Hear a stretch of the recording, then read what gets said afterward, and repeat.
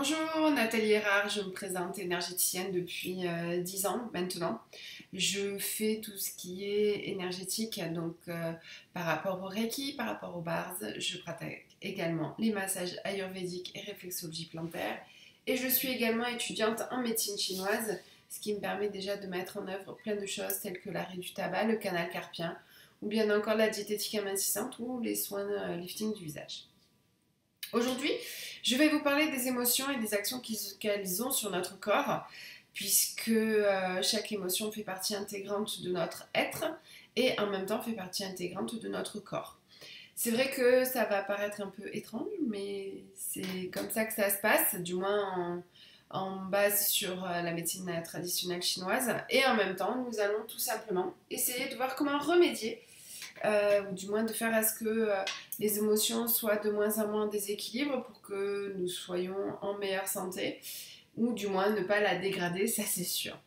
Pendant cette conférence, vous allez voir qu'il y a différents petits schémas que je vous mettrai au fur et à mesure de la présentation. Et nous allons commencer tout simplement. Si mes conférences ou que vous voulez me suivre directement sur YouTube, ben, vous avez la chaîne Nathalie Macquart, Opaline Reiki, donc n'hésitez pas. Je vous mettrai en même temps derrière tous les liens pour me suivre sur mes 2 pages Facebook ou même mon site internet, mes coordonnées pour que vous puissiez aussi, si vous le souhaitez, prendre rendez-vous avec moi. Suivant ce que c'est, je pratique aussi bien par Skype, direct, Facebook, voilà. Je m'adapte au mieux à la personne. Allez, on commence. Donc aujourd'hui, comme je vous disais, on va parler de tout ce qui est émotionnel. L'émotionnel, au départ, c'est quoi? C'est, selon la définition du Larousse, un trouble subi, une agitation passagère causée par un sentiment vif de peur, de surprise, de joie, etc. Parler avec émotion de quelqu'un. C'est aussi une réaction affective transitoire d'une assez grande intensité, habituellement provoquée par une stimulation venue de l'environnement. C'est aussi sous l'Ancien Régime une révolte populaire non organisée et généralement de courte durée.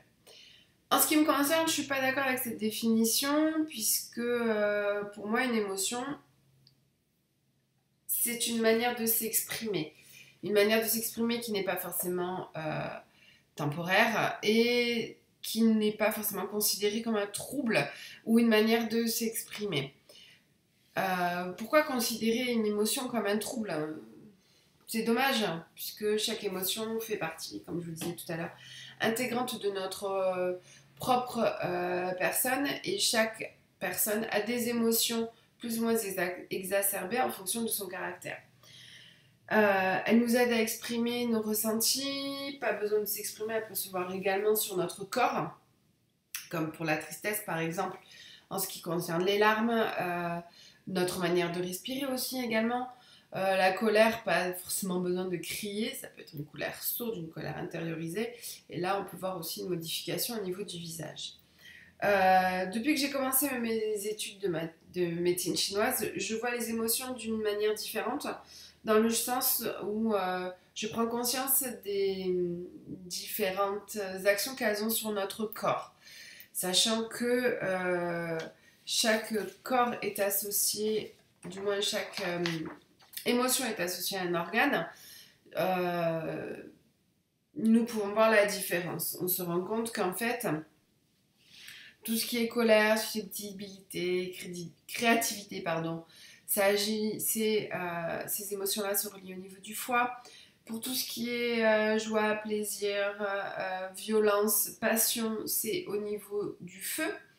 En ce qui concerne par exemple la mélancolie, le souci, la réflexion, l'opportunisme, c'est tout ce qui est rate et pancréas. Tout ce qui est au niveau du poumon, tout ce qui est rattaché au poumon, c'est la tristesse, le chagrin, la rigidité, la prudence. Et tout ce qui est au niveau rein, vessie, c'est associé à la peur, à l'anxiété, aux craintes, aux angoisses. Donc c'est vrai que quand on regarde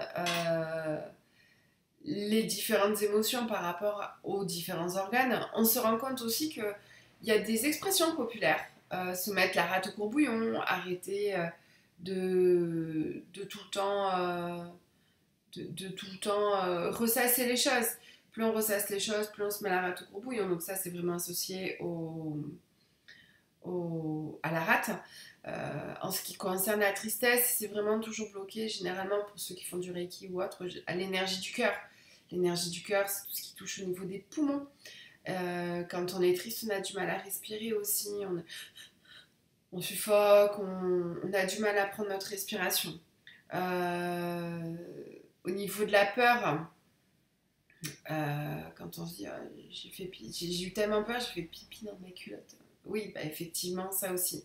Tout est relié et toutes les expressions populaires, en fait, on se rend compte ben, qu'en fait, elles sont vraiment associées aussi bien les émotions avec les organes. On peut voir aussi qu'il y a une interdépendance à chaque fois au niveau de tous les organes et de toutes les émotions. Quand on est en colère, on a besoin de l'extérioriser. Généralement, ça s'extériorise la colère avec de la violence. Donc, on joue aussi bien sur le foie qui se transmet au cœur. Et ça, il faut s'en rendre compte aussi au niveau de nos organes, pardon, puisqu'on se rend compte tout simplement que plus on va aller au-delà de nos émotions, plus nos émotions sont exacerbées, plus elles sont à leur top niveau, c'est-à-dire en déséquilibre plus, et bien forcément notre corps et nos organes vont nous le faire ressentir. C'est vrai que c'est pas toujours évident de s'en rendre compte, mais après, quand vous voyez quelqu'un qui est tout le temps triste, qui est tout le temps mélancolique, on voit que c'est quand même une personne qui est renfermée, qui a du mal à s'ouvrir aux autres, qui a toujours une posture un peu comme ça, vraiment qui bloque au niveau du poumon en ce qui concerne la tristesse. Mais quand on arrive à s'ouvrir aux autres, à ouvrir son cœur, à ouvrir et à lâcher sa tristesse, ben on se rend compte que là, notre corps reprend de l'énergie par rapport à ces poumons et en même temps permet là aussi de refaire circuler l'énergie. Donc c'est vrai que c'est important de prendre ça en compte dans le sens où les émotions sont vraiment partie intégrante de notre corps. Si on n'arrive pas à gérer ces émotions, on a quand même la possibilité de travailler sur beaucoup de choses. Il y a des personnes qui vont aller courir pour extérioriser, il y a des personnes qui vont aller faire de la boxe, il y a des personnes qui vont se mettre au yoga, il y a des personnes qui vont avoir recours à la méditation. Tout ça, ce sont aussi des manières de poser notre corps et notre esprit pour permettre tout simplement à ce que chaque organe reprenne sa place et se rééquilibre. S'il n'y a pas d'équilibre entre les organes, il y aura forcément une pathologie qui va se mettre en place. Cet équilibre, c'est pas du jour au lendemain. Ça peut être aussi tout simplement des chocs émotionnels. Ça peut être des caractères. Ça peut être, ça peut être aussi des choses qui se mettent en place petit à petit tout au long de notre vie, de par notre réaction par rapport à certains événements de notre vie. Ça joue énormément. Et si on n'arrive pas à extérioriser, à accepter nos émotions, ben, ça va un peu bloquer. Donc si après nous avons ce qu'on appelle en médecine chinoise des attaques de pervers externes, donc les pervers externes sont tout ce qui est vent, sécheresse, humidité, tout ce qui est sécheresse, humidité, tout ce qui est aussi le froid. Le froid aussi fait partie des pervers externes quand il fait froid. Si notre corps il n'est pas bien couvert et qu'en plus on a des défaillances au niveau du système énergétique et du système immunitaire, ben forcément ça va rentrer beaucoup plus facilement. Donc à partir du moment où nous avons des émotions qui sont en équilibre avec des organes qui sont par la même occasion en équilibre, ben ça va nous permettre tout simplement de rester en bonne santé. C'est vrai que au niveau de nos émotions, parce que c'est aussi le sujet du jour, nous allons nous rendre compte que sur chaque émotion, il y a aussi des degrés qui sont différents. On ne rentre pas en colère de suite. En ce qui concerne la colère, on peut être au départ agacé, contrarié, impatient. Et puis on prend un grade. On peut être mécontent, irrité, frustré. Et quand on est sur des émotions plus, on est exaspéré, on est furieux, on est enragé. En ce qui concerne la joie, on est sur le même créneau. On a l'intensité qui est faible, on est content, on est satisfait, on est réjoui. Quand on est, on va dire, sur un équilibre basique, on est heureux, optimiste, enchanté. Par contre, quand on va au-delà, c'est de l'enthousiasme. On est excité, on est euphorique. Ben, quand on attend des résultats ou quand on se languit de partir en vacances, par exemple, ou reprendre la rentrée pour certains. Quand on est au niveau de la peur, tout ce qui est au niveau de la faiblesse, on est préoccupé, on est soucieux, on est méfiant. Après, on est un peu plus anxieux, inquiet, tourmenté. Pour finir par l'angoisse, le fait d'être effrayé au niveau de la panique aussi. On voit qu'il y a vraiment différents stades. Et en ce qui concerne la tristesse, ben voilà, on est déçu, affecté, embarrassé, pour ensuite être peiné, blessé, navré. Et pour finir, ben, désespéré, anéanti, déprimé. Donc pour éviter d'arriver à ce plus au niveau de l'intensité, ben, il faut les définir et essayer de calmer tout ça. C'est vrai que ça nous permet, au niveau de ces degrés aussi, de faire ressortir tout ce qui est énergie négative, perverse, pour permettre à la bonne énergie de faire son travail et que tout ce qui est au niveau physique, psychologique, mental, émotionnel, ben, reprendre un équilibre. Reprendre un équilibre, tout simplement. Parfois, les émotions sont tellement intenses qu'on a besoin d'aide. Le yoga, le reiki, ce que je vous expliquais tout à l'heure, les différentes techniques de relaxation, ou bien encore les thérapies. Il y en a qui ont vraiment besoin de faire des thérapies quand ça a pris tellement d'ampleur. Au niveau tout ce qui est thérapie, ben, vous avez le détachement émotionnel express, par exemple, vous avez la psychothérapie, vous avez tout ce qui est sophrologie, kinésiothérapie, kinésiologie. Il y a tellement de possibilités de vous aider aussi par rapport à tout ça. Les massages peuvent vous aider aussi, comme le Chin and Sang par exemple, pour relâcher toutes ces émotions et les faire ressortir. On peut aussi anticiper ces émotions, parce que si on ne les anticipe pas, de faire à ce qu'elles ne nous envahissent pas comme elles devraient le faire, il y a plein de choses. Il y a la cohérence cardiaque, il y a aussi tout ce qui est la méditation, le fait de se promener, de marcher. On s'est rendu compte que le fait de marcher régulièrement et minimum 30 minutes, ça nous permet d'apaiser notre mental et de limiter les dépressions. On a aussi à chaque changement de saison, ça c'est en médecine traditionnelle chinoise, de faire une séance ou d'acupression, d'acupuncture, ou tout simplement de faire un rééquilibrage, tout simplement. Puisque chaque émotion aussi est basée sur, comme je vous disais tout à l'heure, des organes. Ces organes-là sont aussi régis par les saisons. Donc ces saisons-là, il faut aussi travailler sur les organes en amont et en aval pour faire à ce que l'organe ne soit pas lésé. Donc en plus des émotions, s'il y a les saisons qui s'y en rajoutent, ben, ça commence à faire un peu beaucoup tout ça. Donc c'est vrai qu'il faut en prendre conscience. Je vous ferai une conférence un jour sur les saisons et les organes qui vont avec et le yin et le yang. C'est très intéressant. Comment pouvoir gérer nos émotions aussi quand on est adulte, ben, c'est pas toujours évident. Quand on est enfant, on a un exutoire, c'est comme on est dans l'instant présent au niveau des enfants, ils n'ont pas peur de tout relâcher la pression.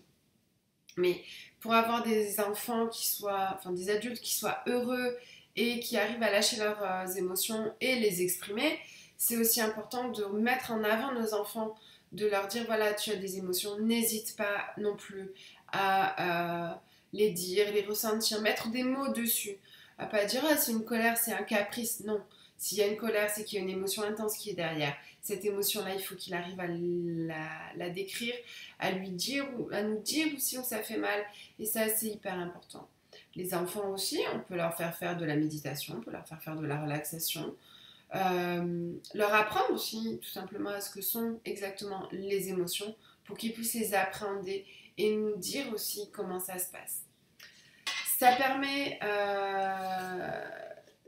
ce qui est en ce qui concerne les différentes émotions, il faut aussi comprendre la cause, mais il faut aussi essayer de comprendre les besoins par rapport à tout cela.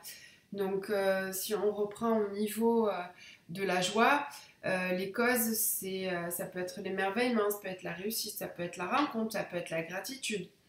Et au niveau des sensations, c'est la respiration qui est plus ample, une sensation de bien-être aussi. Et les besoins que nous avons par rapport à ça, c'est le partage, c'est la réjouissance, c'est danser, rire, chanter, embrasser, téléphoner, c'est de la pleine conscience pour maintenir cette sensation de joie. En ce qui concerne la peur, les causes, ça peut être tout simplement le danger, l'inconnu, l'insécurité aussi. Les sensations, c'est une afflux de sang, une montée d'adrénaline, une accélération du rythme cardiaque. Les besoins, ça va être aussi de se réassurer, d'avoir un sentiment de protection, d'aide, de câlin, de parler, de faire des rondes en EFT aussi, le tapping, qui est important. Dessiner, jouer, affronter sa peur. Pour les personnes, par exemple, qui ont peur des araignées, alors je ne vous dis pas d'avoir des araignées chez vous non plus, hein. Pour les personnes qui ont peur, par exemple, des araignées, c'est essayer de comprendre pourquoi. Puisque suivant différentes comment on peut dire, cultures, l'araignée n'est pas forcément un danger, c'est aussi un symbole de créativité, par exemple. En ce qui concerne la tristesse, ça peut être au niveau des causes, ça peut être la perte, une séparation, un échec. Les sensations, ça va être les larmes, les lèvres tremblantes, une gorge nouée, des idées noires, une respiration coupée. Là, on aura plus besoin de réconfort, d'acceptation, une explosion émotionnelle, un amour, de l'amour, des câlins, des massages, parler, pleurer. Essayez de trouver vraiment des stratégies pour être au niveau sur du succès et vous permettre aussi d'effacer tout ça. La colère, ça peut être la frustration au niveau des causes, de l'injustice, de l'impuissance, de l'irrespect pour l'intégrité. Les sensations, c'est les sourcils froncés, c'est les mâchoires serrées, les contractions, la chaleur, la respiration qui est rapide. Au niveau des besoins, ça va être plus de l'écoute, de la compréhension, du changement, de la réparation, de la décharge d'énergie. Ça peut être crier, respirer, parler, courir, écrire une lettre, malaxer, faire une pause. Il y a tellement de choses au niveau des émotions sur lesquelles on peut travailler. Mais c'est vrai que là, tout ce que je vous ai dit jusqu'à maintenant, là on est vraiment sur du psychologique et du physique. Mais quand on regarde ce que je vous disais tout à l'heure, quand on est au niveau du foie pour la colère, ça joue aussi après sur le cœur. Puisque quand on est en colère, ça va... on va vraiment jouer sur le foie, sur le fait après d'avoir du mal à digérer. On est en colère, va y avoir un besoin de violence. Par rapport à ce besoin de violence, on va être un moment, par rapport à cette colère, on va ruminer, on va se demander pourquoi, et là ça va nous empêcher de manger, ça va jouer en même temps sur le foie, ça va jouer sur notre estomac. Et puis, ça peut créer des peurs, des anxiétés, donc ça va jouer sur les reins. Donc, quoi qu'il en soit, chaque émotion, si elle n'est pas maîtrisée, enfin, si elle n'est pas extériorisée plutôt pour relâcher cette émotion, ben, c'est tout notre corps qui va jouer là-dessus. Donc c'est vrai que là, on a vraiment besoin, quand on n'arrive plus à gérer ses émotions, avoir besoin de tout relâcher, on a besoin d'une aide extérieure. Et c'est pour ça que nous, on est là pour vous aider aussi à cette aide extérieure et nous permettre tout simplement de retrouver cet équilibre. Donc, c'est vrai que c'est pas toujours évident au niveau de l'équilibre, c'est pas toujours facile de trouver tout ça. Mais comme je vous expliquais tout à l'heure, il y a plein de petites techniques. Donc, faites-vous confiance aussi, écoutez-vous, voir ce qui est le mieux pour vous et de suivre votre intuition. Voilà. Donc ça, c'était ce que je pensais au niveau des émotions, de l'action sur notre corps. Je vous remercie de m'avoir écouté, d'avoir peut-être participé. Après, au niveau des questions, n'hésitez pas à me laisser des commentaires aussi pour que je puisse m'améliorer, parce que ça aussi, c'est le but. Je vous souhaite une bonne journée. Je vous dis à bientôt. Au revoir.